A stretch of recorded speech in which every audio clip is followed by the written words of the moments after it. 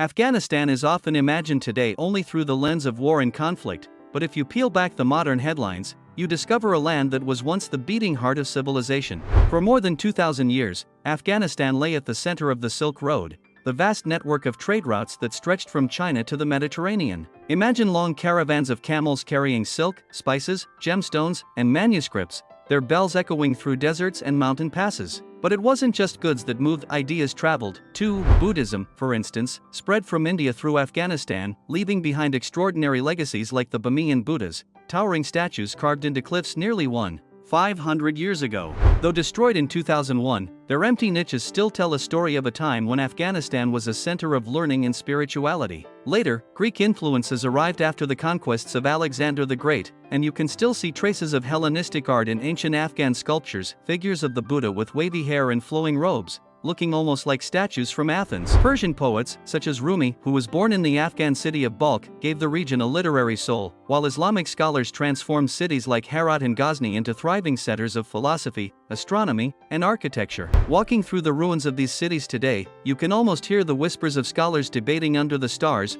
or craftsmen carving intricate tilework that still glimmers under the Afghan sun. This mosaic of cultures, Greek, Persian, Indian, Islamic, didn't just pass through Afghanistan, it fused together here, creating something unique. That's why Afghanistan isn't just a crossroads of history, it's a living archive of humanity's shared journey, written in stone, art, and poetry. Behind its rugged mountains lies a story of connection, creativity, and resilience that the world too often forgets. Far from the headlines and the highways, there are corners of this country where the earth seems to perform its own quiet miracles. In the central highlands lie a string of lakes carved into limestone, each basin rimmed by pale travertine terraces that catch the light like layers of blown glass. Rainwater and mountain streams, heavy with dissolved minerals, slowly built those natural dams over centuries, and today the pools sit in impossible shades of blue and green, deep, clear, and almost luminous, reflecting cliffs and the slow drift of clouds. Locals tell stories about how the water's color changes with the mood of the sky. Scientists explain it as chemistry and geology working on geological time. But either way, standing at the edge you feel very small and very awake at once. Further east, a narrow strip of land threads between jagged borders and reaches toward the high Pamirs,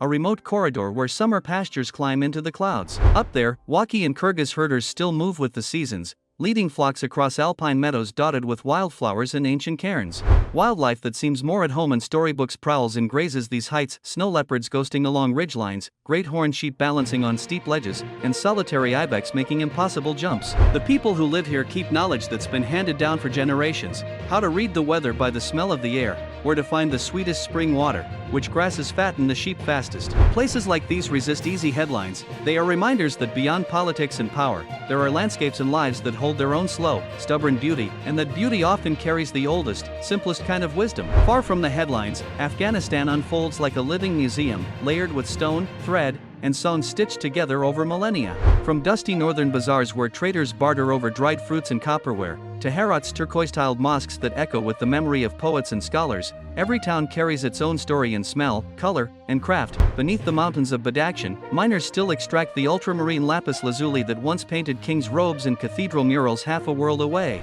In the fields, women harvest saffron threads from delicate purple flowers, a slow, precious work that marks the rhythm of village life. Craft and art are identity here. Women weave carpets with motifs that tell family histories, metal workers forge intricate jewelry, and felt tents of nomads are embroidered with stories of tribe and season. Music, poetry, and architecture preserve memory. The rubab's haunting notes accompany daily life, tilework ripples like water on mosques, and caravanserais recall travelers crossing empires. Nature adds its own lessons: seasonal floods, alpine wildflowers, and the hidden highland pastures that teach patience through the rhythm of snow, frost, and grazing flocks. In every courtyard and valley, ordinary acts, sharing tea, racing kites, weaving, cooking, keep Afghanistan's culture alive. Its history is not a single headline but 1,000 small, stubborn continuities: a miner's lamp burning at dusk, a weaver's indigo-stained fingers, a poet reciting under a plane tree. Those details are the country's true archive, intimate, resilient, and alive. Afghanistan is a land of hidden corridors and soaring peaks,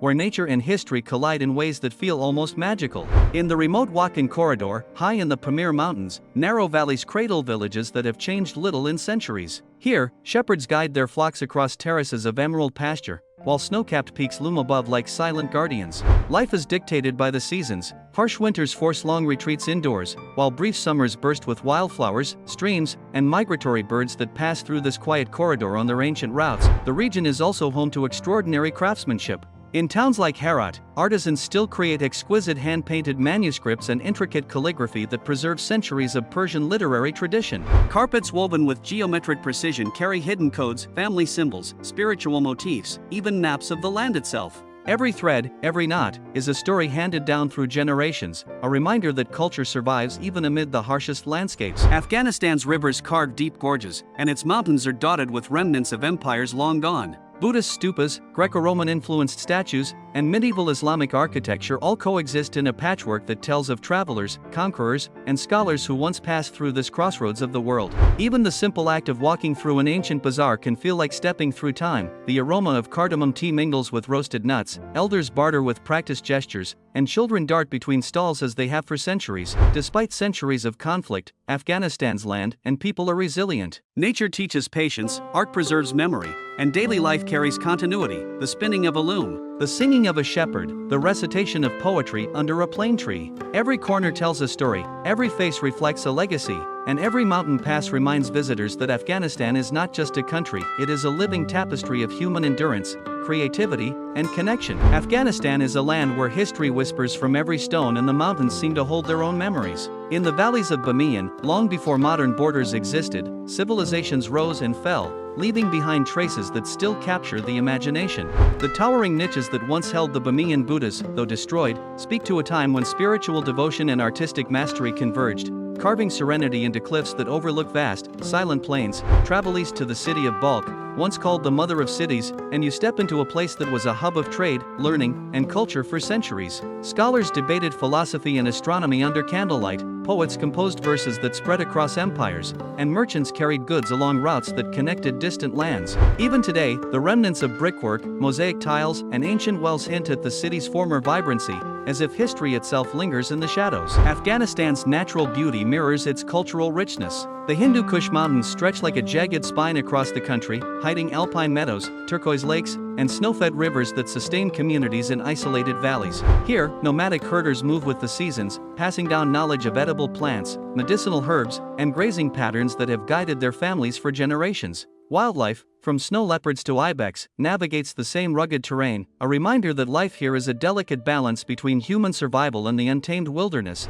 Craft and tradition permeate daily life. In Herat and Mazar-i-Sharif, artisans still produce hand-woven carpets, intricate jewelry, and hand-painted manuscripts, preserving techniques that have been refined over centuries. Each object is more than a product, it is a story, a symbol, and a piece of living history. Even simple daily rituals, like preparing tea with friends or tending a garden, reflect a continuity that binds generations together, demonstrating resilience in the face of challenge. Afghanistan is not simply a land of conflict or headlines. It is a place where mountains, rivers, and people carry stories that stretch back millennia. To walk its streets, climb its passes, or sit in its quiet courtyards is to feel the pulse of a civilization that has endured, adapted, and thrived against the odds, a testament to the enduring spirit of both land and people.